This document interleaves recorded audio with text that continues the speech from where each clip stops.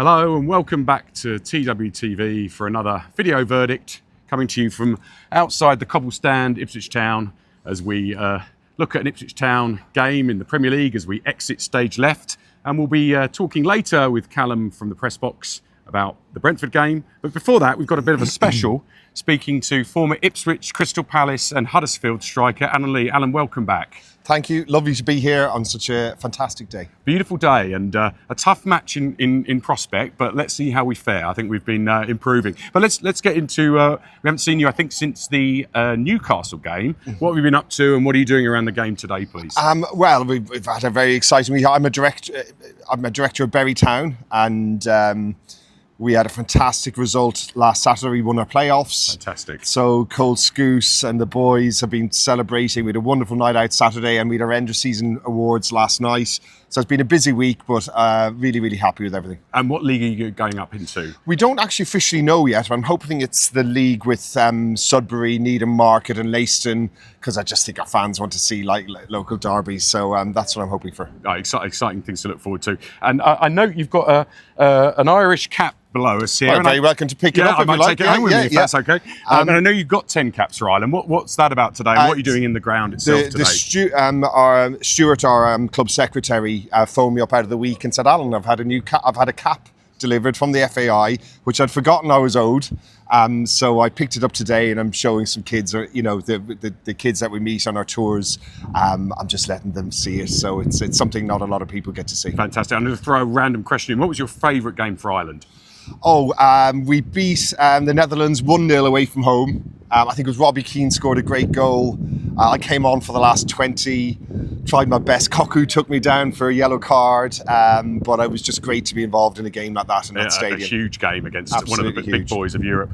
So let's get into, I thought we'd start off with a bit of a look back on the season. It's been difficult, Alan. I think when we first met at the Fulham game, we were quite buoyant, weren't we? There was some good signs in that game.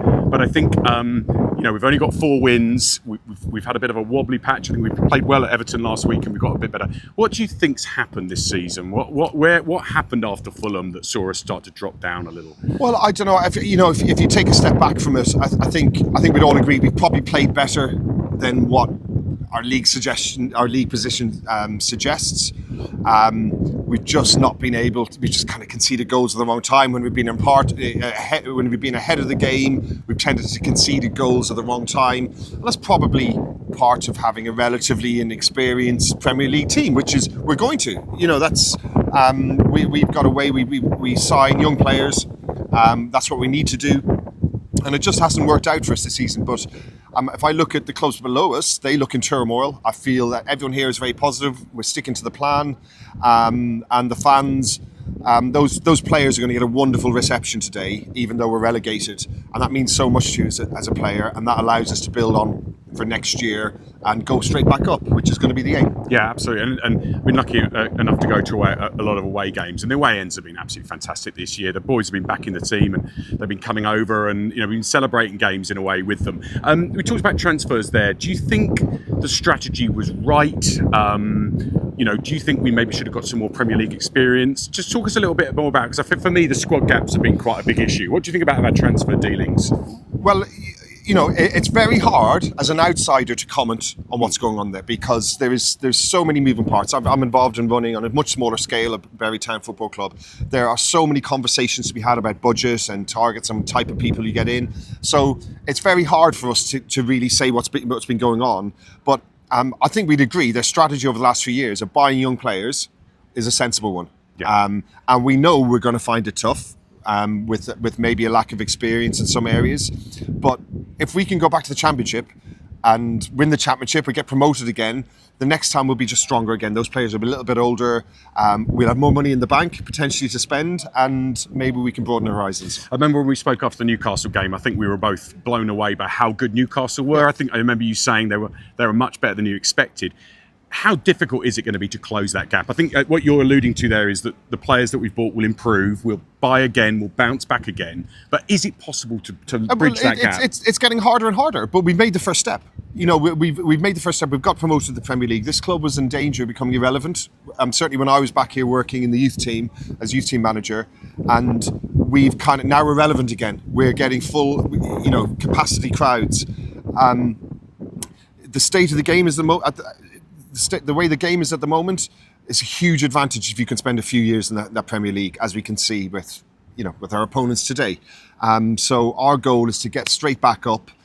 See if we can build and just try and cling on to that place, and then we'll be okay, because we're a big club. I think we can sustain a Premier League team around here. Yeah, and I think that goal has to be to get into that group with the Brentfords and the Brightons Absolutely. And the Fulhams and get sustainable. And let's see if we can bounce back and do that. Let's talk about strikers, and let's talk about Liam Delap. We spoke at the Fulham game. He scored a great goal in that game, if you remember. And you talked about the strikers. You talked about George Hurst, but you spoke about Delap. Has he exceeded the expectations since we spoke at the Fulham game? Probably yes, because any young striker, he didn't have a load of big clubs after him, so and that's why we got him. Now he's been talked about in, Man U, potentially Chelsea. I hear a lot of different names chucked in there, so he's done very, very well. And it'll be hard for us to keep, but we know that, we accept that. But we've got George Hurst now coming in, scoring goals again, and it just seems actually this might work out just perfectly for us. Yeah, certainly there's a queue for Delap, and I think Chelsea would probably see him as a better player for Jackson, if you know what I mean. So there's a chance he'll leave. But you make a really good point, Alan, that I think George Hurst has been playing extremely well in the last few games. Do you think he can be our new number one or our new first striker? Well, absolutely. It was only because he was injured that he lost his place. We were all raving about him last year. He hasn't been able to, I think, with the injuries and all that, he hasn't had a long run in the Premier League, but he's had a good taste of it now. He scored goals, which is really important in the Premier League. And I think he'll become back focused to make that number one spot his next year. Yeah, and he's got some good attributes, hasn't he? Hold up play, more pace than you think as well. I think absolutely. I love them both. I love something different. I think George is a little bit better with his intricate 1-2s and play, and the way he hooks up with Chaplin has always impressed me. I think when those two play each other, they seem to know exactly where each other are, and they combine very well. And usually, if you can get 2 forward players combining well, you've got a chance of scoring goals. Yeah, fantastic. Well, something to look forward to see where the forward line goes next season back in the Championship. Let's turn to today and close out by talking about Brentford, one of those teams you were alluding to, those teams that have done very well, exceeded. I think they've been in the Premier League 150 games now for them. They're in a rich vein of form, 3 wins on the bounce. Yeah. What's your score prediction today, and how do you think today's going to go? Oh God, I can't. Of course, even though I might have played 500 games, I have no idea. I'm the last one you need to rely on this. I just always come here, and with a positive atmosphere, I always fancy us to win a game. And that's if I was going to Leicester or Southampton this weekend, and everyone's moaning and unhappy.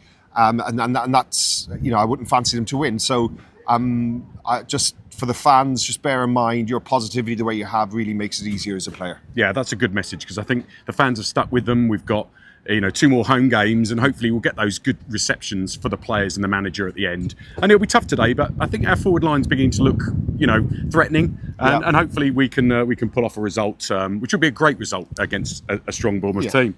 Well, thanks, Alan. Always great to have you on. Great to get some views of the season and our strike force, and look ahead to the Championship as well.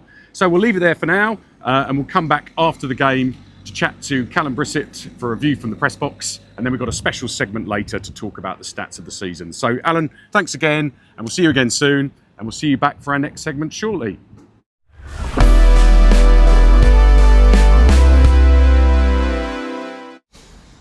Hello and welcome back to TWTV for our second segment on this week's video verdict, looking back at Ipswich 0, Brentford 1, and we're coming to you from behind the Sir Alf Ramsey stand, Portman Road, and I'm joined by Phil Ham, Kallum Brisset from TWTD. Phil Ham, who's had a Lazarus-like recovery from COVID, thank goodness. Great to have you here, Phil. Great to have you back on the team. Let's talk about it. Some positives from Everton last week. I enjoyed the second half performance there, and in Cisso's Wunder goal. And we had a good game at the G-Tech in October, didn't we? 4-3 win to them, but I thought it was an exciting match, lots of attacking intent. And Brentford arrived, very loud fans in the station hotel, I can tell you, and they've got some Euro dreams that we've managed to continue to allow to go on. And their away form has been transformed in 2025, and they beat us, and they've just had three wins against Brighton, Forest and Man United. So we knew it was going to be a tough game.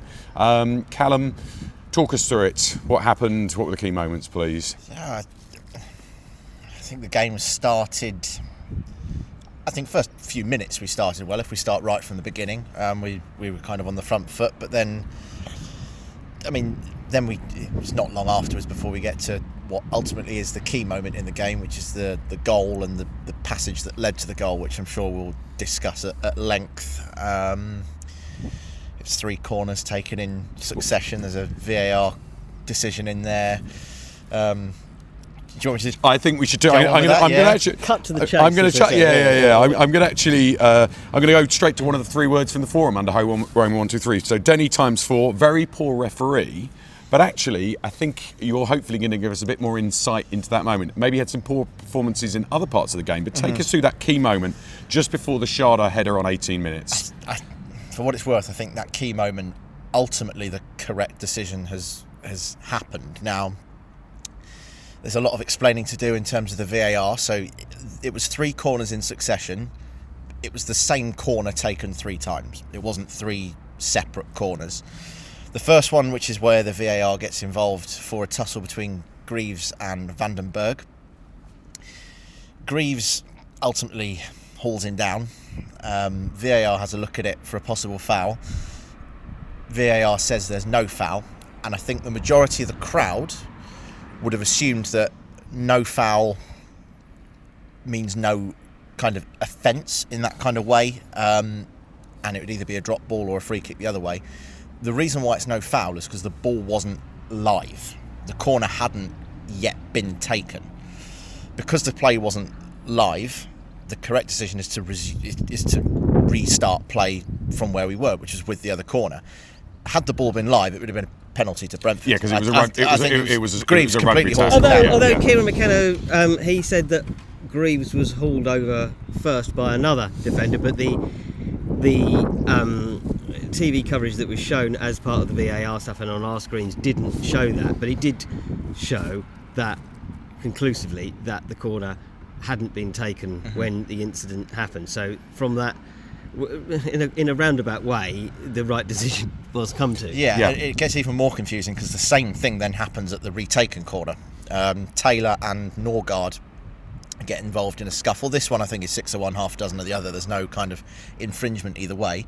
But again, that happens before the ball's even live. So, although there seems to be a question of this. Well, if Brian and Burmo taking the corner somehow manages to stop kicking the ball just before he kicks the ball, then we all kind of see it quite clearly as the corner's not been taken. The referee doesn't blow his whistle straight away because you can't instantaneously put the whistle to. He has to react. He has to have time to react. And where all the confusion and the anger comes in is that when the corner is eventually taken legally for the 3rd time, they end up scoring from it. And Kevin Sharda has the flicked on header, which was an excellent brilliant header into the far corner. But as for the rest of the match, other than VAR, just taking a bit of time to get over that. But I think we've got to the bottom of it. The VAR incident, it did kind of. I think it broke the first half up quite a lot. The fact that there were stoppages here and there and everywhere. As Kallum said, we started reasonably well. We had Liam Delap had a decent chance, didn't he? Amari Hutchinson cross and his header, and I think he'll probably feel that he might have done a bit better with that. But other than that, really, there wasn't a lot else. I'm going to say, and there was a Jack Taylor shot that was wide, and other than that, in the first half there wasn't a lot. But equally, there wasn't an awful lot at the other end, was there? No. I think Brentford always looked more threatening and more dangerous and more in control. But 1-0 at half time, you sort of think, well, there's not an awful lot in this game. Second half, Town didn't really do an awful lot, as you say, until the last, say, 15 minutes. And I think to some degree, from what Kieran was saying in his post-match press conference, that that was part of the aim in a way, was not to allow Brentford to go 2-0 in front and get us in the situation we've been in a lot of other home games where the game has kind of got beyond us, and then in the latter stages be in a position where we can perhaps throw the kitchen sink. I think one thing he did say was that we've perhaps tried to be a bit too open in trying to get into games at 1-0 too early in matches and then gone 2-0 behind, whereas if you kind of allow yourself in the last 10-15 minutes to do that, then I think you've got less chance of shooting yourself in the foot. And I think we created enough chances and had enough opportunities to have got a point or perhaps even more. Yeah, I think that's an interesting perspective. For me, it's scrappy first half. I mean, there was quite a battle between Delap and Collins going on for most of that first half. And I think that's it. Collins probably won that battle, I thought, and that's why Delap was a little bit less effective. I did think Bournemouth went up through the gears. Brentford. I said this in the Alan Lee earlier. Apologies, they're bees. I get confused. Brentford did go through the gears after the second half. They showed what we haven't had. We've got a section later with Adam talking about stats, and we just don't have good dribbling stats in the attacking third. They do, and I thought you could really see that. But to Phil's point, we did sit deep. We didn't allow them to get that second goal. Yeah. And what was pleasing is that we then went up a gear and we had 4 real chances, didn't we? Let's talk about some of those. We did. If you're looking at kind of a positive and negative, the positive is that in open play we limited them very little. We talk about their set piece threat, but there wasn't a lot beyond that. Brentford have one of the most potent attacks in the league, particularly with, Burmo and Visser and Sharda to an extent recently. They've been getting kind of all the plaudits, but there wasn't a lot kind of in open play. But then on the flip side, there was no kind of attacking impetus from us until kind of 75 minutes. In terms of a tactic of it, you mentioned about staying in the game and giving yourself something to chase going into the closing stages and not letting it get away from you. I think there is certainly a point to that, and that's something that particularly here at Portman Road we haven't done enough of. How often we've got to 70-75 minutes and we're 2 goals behind, 3 goals behind, and the game's away from us. And I think the crowd fed off that. It got to the latter stages of the game. The crowd could feel that we're well in the game. There's a chance for something. And I think the players responded to that energy. Julio Enciso was hyping up the crowd as he tends to often do. The substitutes looked to make an impact. And we had the chances. You mentioned through George Hurst had one. He was 1-on-1. Slightly scuffed the shot by the end of it. I think he was fouled. I think his heel was clipped. Yeah, he was adamant it was a heel clip. I feel he might have kicked the grass, but we won't know. I think he kicked the grass because his heel was clipped. Right, I'm with you. Just the back of his heel. He was really adamant about that, and that was a good chance. And there was a nice move. Amari Hutchinson hit the post. Was it a save or a post? Yeah, I think it was saved onto the post because he got man of the match. The goalkeeper, their goalkeeper. Did he? And maybe that was related to that. I think so. Right, yeah. But I think the big chance comes again. Amari Hutchinson, who I think was our best attacker. I thought he played really well out on the right, particularly late in the later stages. If we were going to get back in the game, I think it probably would have come from him one way or the other. It was his cross in stoppage time that was quite deep, ended up going all the way through to Cameron Burgess, who seemed seemingly unmarked. It was a good shot. It was just straight at the keeper. It hits it straight at Mark Flecken, and that was the moment for. We talk about what have we got to play for. The individual players have stuff to play for. Cameron Burgess hasn't scored a Premier League goal. He nearly did.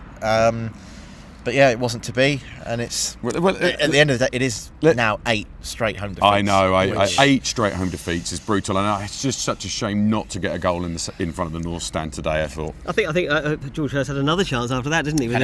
Yes. Stood up from the right with Amari Hutchinson, who finished the game really strongly. Slow start again. It's interesting with Hutchinson. Slow starts, but he really grows into it, doesn't he? He grows into seasons as well. You look at last year, he was a completely different player in the second half of the season, and to a lesser extent this year.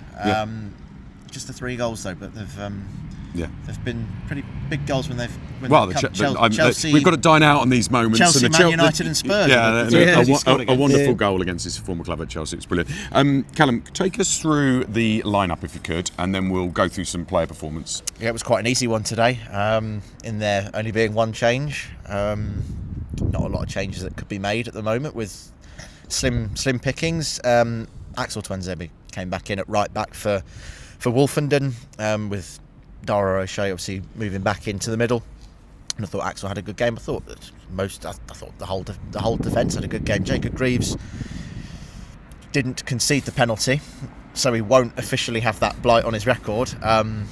Well, putting that aside, I thought he was very good. Mbremo's got to be up there as one of the best right-sided attackers in the league, and he's very physical as well. And I thought Greaves, there were a couple of times, of course, when Mbremo got through, but I thought he did a good job.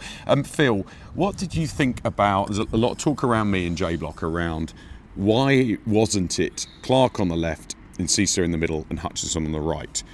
That was that's the second week, obviously, because as Kallum said, there wasn't much change. Why is he not bringing Clark in from the start? Why is he giving Chaplin, who I thought didn't have a good game? He wasn't at the level. What's your thoughts on that? No, Chaplin was subbed in the 56th minute, wasn't he? And Kieran was asked about whether that was a tactical thing or whether he was injured, and actually he said he was ill overnight. Felt he was well enough to play, but was struggling a bit, and that's why he was withdrawn. Yeah, it's funny. I kind of the sort of guess I had for that 3 was that Ben Johnson might come back in on the right and Cesar might move into the middle. Hutchinson would be in the middle and Cesar on the left. But as it turned out, I quite liked Hutchinson on the right today, as we've spoken about. So it's one of the beats of the season, isn't it? And I kind of do feel like the right side is the right place for him. He gets the service in. Yeah, and I think in terms of selection today, I think he probably went for the 3 that did well last week at Everton, thinking it worked well last week, and he'd give it a chance again today. So I think it was probably a bit of continuity, because there's not been an awful lot of continuity this season. Maybe he felt that Johnson coming in would have been a bit too defensive, maybe, and Clark, perhaps he felt that dropping,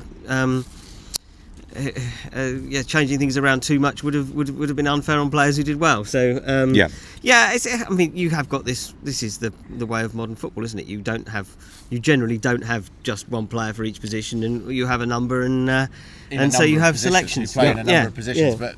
You mentioned Jack Clark. I think I want to see Jack Clark play next week. Yeah. Two games left. We haven't seen the best of him, but he hasn't often had the chance to show the best. We mentioned the 2 times that he's been subbed off in the first half, been the one kind of sacrificed after a red card. I think as the season's gone on, Jack Clark's one of them players that's got better and better, and I think next year he could be a really important player for us. I think that's true. I don't think there's any question. I think it was a bit quiet today, actually, but I think he's another one who's grown into the season, I suppose, to a great. I think Chaplin did look like he did look off the pace. I thought Taylor struggled a little bit. He had made one mistake which led to an excellent Palmer save, if you remember.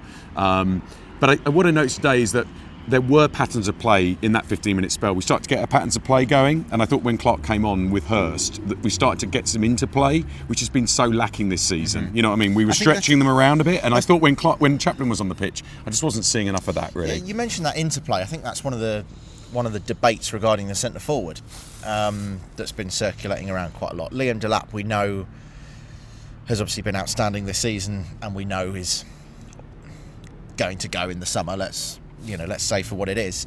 But there is the argument that George Hurst knows the team. He's more of a link player.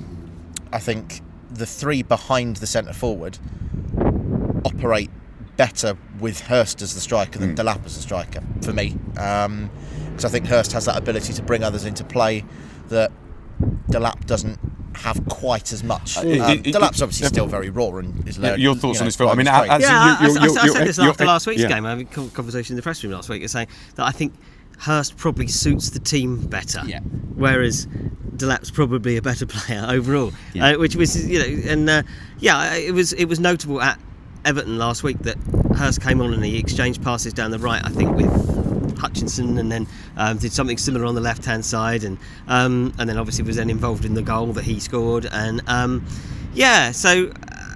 Delap going, obviously he's going to be missed greatly, but George Hurst, if George Hurst can stay fit, I think will be a very good player for us again next season. We'll need to bring in other players, obviously, as to compete with him, but I think Hurst is the main man next season. And I think you're both echoing Alan Lee's thoughts earlier on. Is that Delap's been excellent, and he's impactful, isn't he? But at the same time, Hurst has got the better bringing players into the game, as you both said. Let's quick look at stats, sort of interesting this week. So 50-50 possession, which is a bit of a rare one for us, and it's not happened on many occasions when we've matched or been higher. And I think that would suggest that we had a greater share of the possession in the second half, because I think at half time it was not a huge amount in their favour, but in their favour to some degree. And it's a shame that a lot of the possession for a long periods in that second half, it was just a melee, wasn't it, of VAR and stoppages, etc., which I think the 5 minutes was a bit... I'd like to see the ball in play time. Yeah, I think, no, that's a stat. I'm showing, I failed you, Kallum, I should have that here. A VAR in play. Yeah, it was bonkers at times, wasn't it? Shots, 11 to us, 15 to them, a bit better than normal for us. On target, 4. 5 for them, and I think we were not getting anything on target in that first half, as you alluded to, Kallum. It was that second half push where it came in. XG 0.75 to us, 1.21 for them. Clear chances was 1 each, and corners 5 for us and 6 for them. But yeah, I mean, I think if we hadn't had that 15-minute spell, it would have been a repeat of a lot of problems with this season, which is we are not creating clear-cut chances, basically, through some of those things. Anything else to talk about? Let's talk about man of the match. What's your man of the match, Kallum?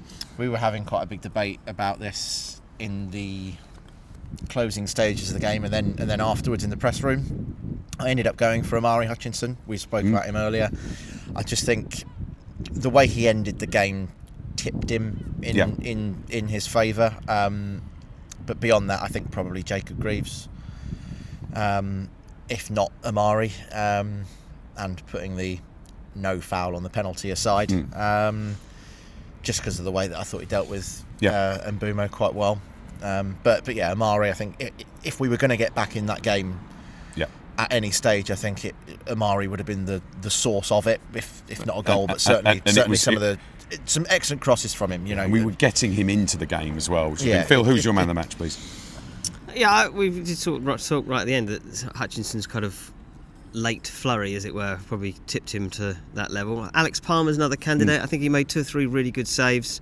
But yeah, I think Omari is probably the one. I think Enciso got the sponsors one. That's didn't correct. He? He was the official one. I thought he started first 2 or 3 minutes was good, but then disappeared really until the latter stage. He was involved in the 15-minute stage, if you know what I mean. I think because he was running at them and pulling them apart. Oh yeah. And Kieran alluded to this in his press conference as well, that that he found it quite tough because they were doubling up on him, and that he was kind of being very closely marked in the first half, but when they moved him into the centre of midfield, he was more effective then, and was quite difficult to keep pinned down. And so it was I could see a case for that. Although I across the 90 minutes, I don't think he did enough. He's certainly a character. For man of the match, he's exciting and frustrating. I think so. Yeah. Hot and cold is a word we've used a few times. I want to call out a few other players and get your thoughts on them. Burgess was at times a creative midfielder, an excellent defender, and up top trying to smash a goal in as well. He stood out for me again, I thought. If he'd taken that chance at the end, then he'd definitely made most people's match, wouldn't he? I would have done that in front of the front of the North Stand, and as you said, to get a Premier League goal, and maybe he'll be off in the summer as well. It'd been a great send-off. I also want to call out Morsey, because I thought actually overall he was doing quite a lot in the centre. He was. What's your thoughts? I like what he was doing. I thought he was quite domineering at times. Yeah, he's another one who had a bit of a chance at one stage, didn't he, as well? And he kind of put it into the back of the stand. But yeah, he did all right today. I think we battled away, didn't we? Yeah. And we certainly, this kind of word of the season, were competitive. And the central midfielders need to be on their game in order to do that, I think. But yeah, I think overall you probably Omari, I think you can probably be quite happy with his performance today, particularly as it's what's his second start since he came back from injury. So we'll probably see more of him in the next couple of games, I would guess. Yeah, and I think just a final point on the performances of the players. I did think Greaves had a great battle with Mbumo. I think Greaves has been improving. Good at Everton. Good today. And he's not. And it's hard work. He looks absolutely tuckered, doesn't he, in these games? Because it was really very hot in the sun today, as well as being quite windy. Final thoughts from Billy the Bee. We spoke to from Brisset. He thought it was a draw would have been fair today. I think that's a fair result. I think a draw would have been a fair result. And he said they were. I'm not going to use the word he used, but but they were cacking it for 15 minutes at the end. And it did feel it had a championship feel, and I did as well. I thought at the start, the atmosphere in the sun felt a bit like a championship playoff. And I thought for the first 5-10 minutes, it was really competitive and a good game. And then, as I said, it got into WrestleMania, I think, after that. OK, guys, I'm conscious of time. We can always talk for ages on this. But looking around the, what do we call it last week? The not survived league, but not survived, but fighting for 18th place league. The extinct league. The extinct league, yeah. Man City 0, Southampton 0. What a surprise. So, so the Saints have pulled off a bit of a shock result there, and in the Champions League places mix. That's quite interesting. In terms of league position, we remain in that 18th place. 22 points, minus 42 goal difference. Shocking. Leicester are 21 points and minus 47. They play tomorrow. Anyone know who they're playing? Forest away. Forest away. So come on, a derby. Yeah. Come on, Forest. Because we do want to hold on to the £2 million, is it, we get for 18th? And for my FPL team, could do with some Forest players doing. Get you some points. All 11 of them. And last thing to say is we've won 4, we've drawn 10. And we've lost 22 games, so it's been rough. But 13 at home. Yeah, and we have talked about this. We have not scored many goals in front of the North Stand. It must be difficult for those guys down there. Okay, I think that's probably it. One last thing is that Luton got 26 points last season, which we all thought was a pretty poor season, but we're still 4 points off that. Whether we're going to catch that in our remaining 2 games, Leicester away, West Ham at home. Do we want to be Luton, looking at what's happened to them this season? But maybe we don't want to have any similarities to Luton. Let's stop the comparisons now. Let's finish then with you, Phil, looking ahead to Leicester. What do we want from Leicester and the trip to King Power on Sunday? A win. Yes, simple, isn't it? Yeah, simple that, a win, and to spoil the Vardy party. Yes, of course. And actually I think we've got a decent chance of winning. I think over the season, I know we've not had a great season and we're going to get relegated. I think we're a better team than we were coming into the division, and I don't think that's a controversial thing to say, because I think we've obviously improved in certain areas in terms of the personnel, and whereas I think Leicester have probably become a worse team than they were last year. So I think we need to show that. I think we should have won the game down here. There's no question. We don't want to re-discuss all the nonsense that went on in that game, because I think VAR came into that as well. Yeah, absolutely. But a win next week, and then finish with a win against West Ham, who will be on the beach, and we can wave Aaron Cresswell goodbye retirement, him leaving West Ham. Indeed, and it would be a great thing for the Portman Road crowd to beat West Ham, bit of a local rivalry, but just to get a win at home and send people away for the summer. And I think it'll be a competitive game at the King Power. I'm quite looking forward to it. And we will be back on Sunday next week for our last away video verdict. And we hope you can join us. And as always, if you've liked the show, give us a like. And if you haven't subscribed already, please do. And we'll see you next week.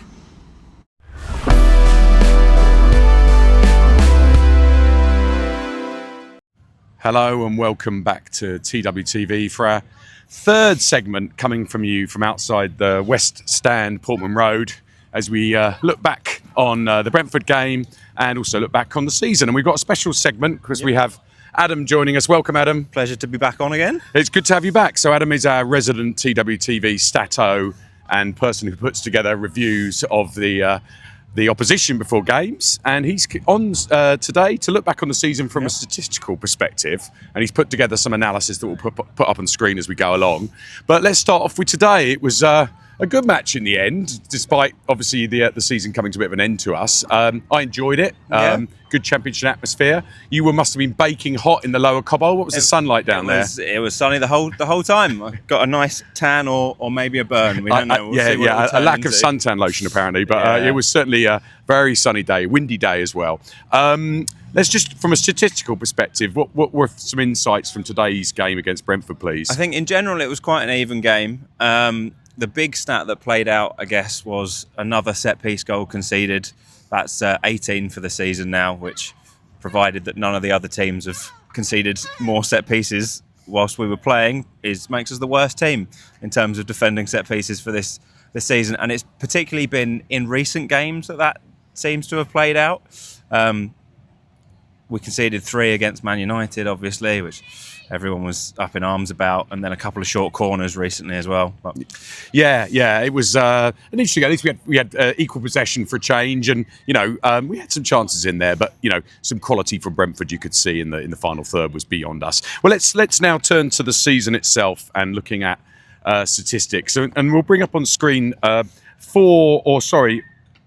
five measures looking back on the season. And what we've done is Adams has ranked these by where Ipswich are in. Well, you can describe it a bit better than me. Let's start off with the attacking statistics. Yeah, so everything that you'll see down the bottom is where Ipswich rank in terms of the 20 Premier League teams.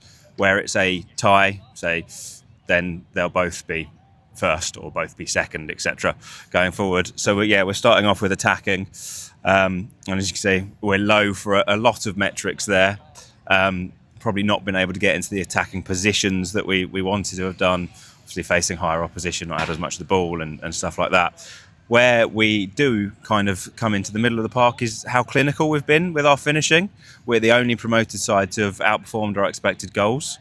Prior to this match, we were 2.7 up on our expected goals, and that goal conversion is ranking the amount of shots on target that actually turn into goals.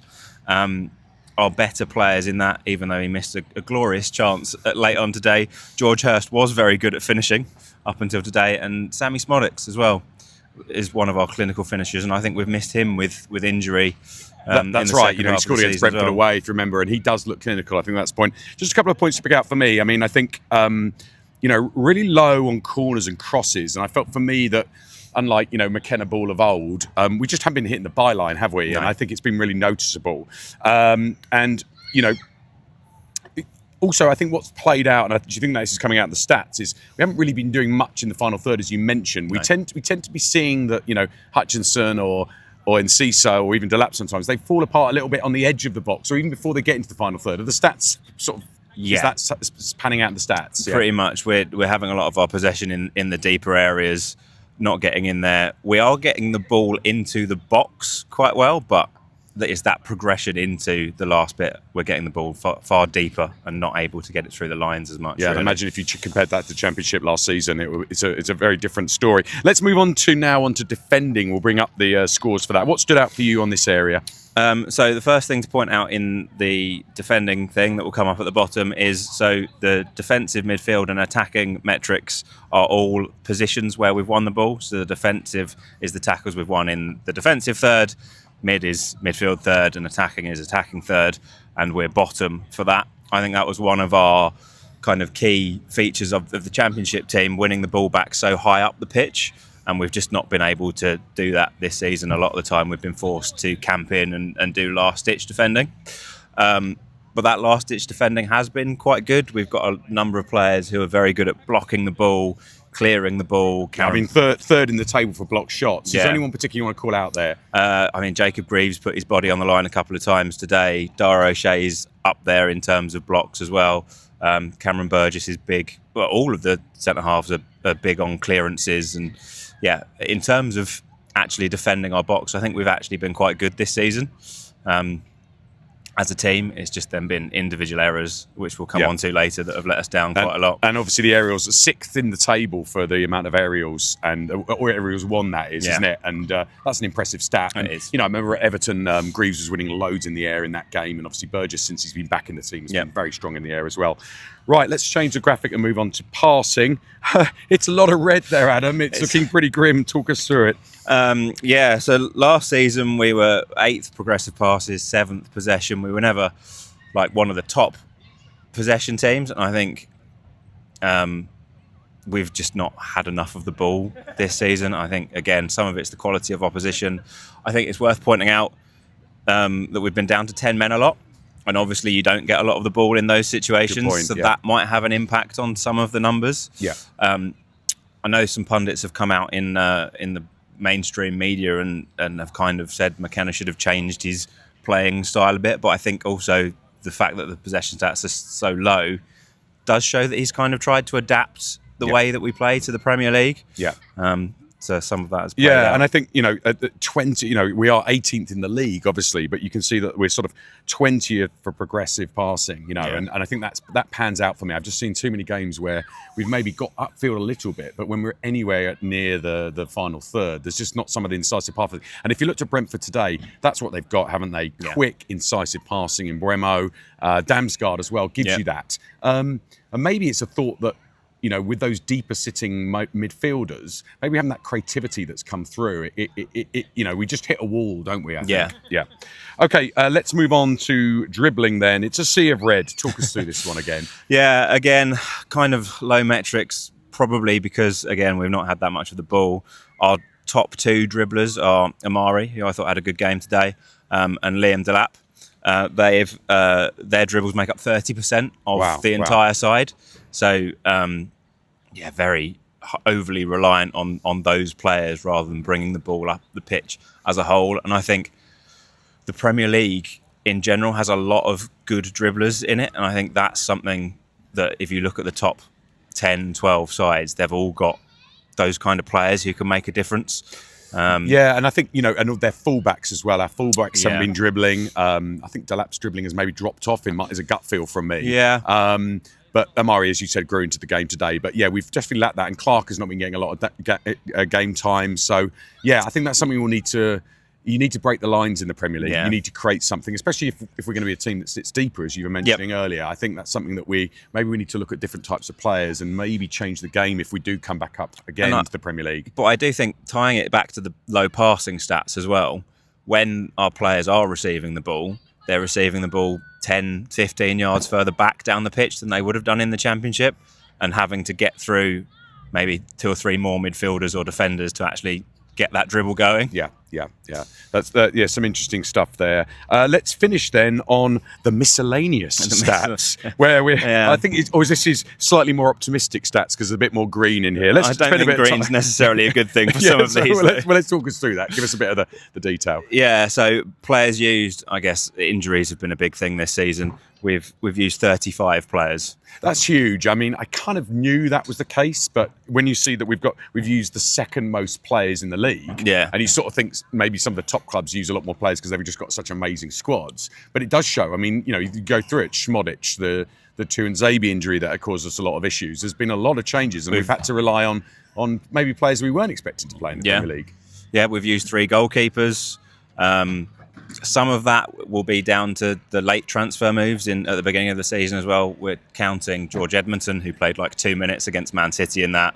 We're counting Ali, Harness, Harry Clark, players like those in it as well. But even still, there's been a lot of injuries, a lot of changing. And I think at one point in the season, we had made the most changes to our starting 11 week on week, which just shows we've struggled to get a consistent team out. And that, and three, you're right, 3 keepers. It's probably not normal in the Premier League. And I suddenly look at Reds as well. First for Reds, I can't believe it, but I suppose that's something that's built up recently. And a lot of those have been second yellow cards as well. Our discipline hasn't been great. Liam Delap has made the most fouls in the Premier League. Wow. Which, I mean, none of them have been that costly. It's just I think that's how his game, and he likes to get stuck in. But we're joint top of the red card league with Arsenal, which is never a place that anyone wants to be. I think it's interesting on the penalties won as well. I think that's probably linked back to the point we talked about progressive passing and progressive dribbling. We are 15th for penalties won, so that's a metric you'd want to increase. Anything else on the miscellaneous? Errors, I guess. We talked about defending and how in general it's been quite good, but individually we've made a lot of individual errors. Muric was top of the list with 5. Interesting. But I was quite surprised to see Dara O'Shea and Sam Morsey up there with 4 each as well. Okay. I think maybe a factor of how we play out from the back, that those players are on the ball and maybe dwell on it too much and are losing it. But 36 individual errors. I thought playing out the back was working quite well today at times. And Morsey had a good game, I thought. But yes, I can see how that came through as well. Surprisingly, the teams that were above us, Southampton, Chelsea, Villa and Spurs. Right, okay. Which was an interesting set, not the teams that I expected to be above us on that one. Yeah. Okay, well, let's close it out there. I mean, I think you've picked out a number of things. I think to be successful in the Premier League, you have to have, you have to reduce your errors. You have to eradicate them, and we have been error strewn through the season. And you have to be able to break the lines, dribble, and attack at pace. Someone with a bit of class who can, and Enciso has provided that towards the end of the season as well. I thought today, wondered if you'd taken Enciso out of our performance today, if he'd been in all season, some of our stats would be different, and we'd have had a very different game today.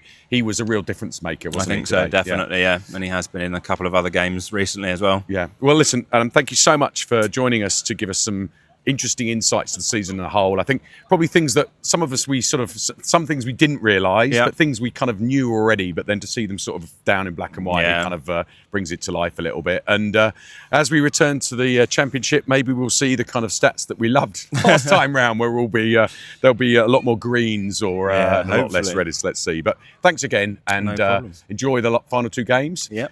And thanks again, as always, for tuning in to TWTV and Video Verdict. If you'd like the show, give us a like. And if you haven't subscribed already, please do. And we'll see you next week for a Video Verdict following the Leicester game at the King Power Stadium. Thanks again for watching, and goodbye.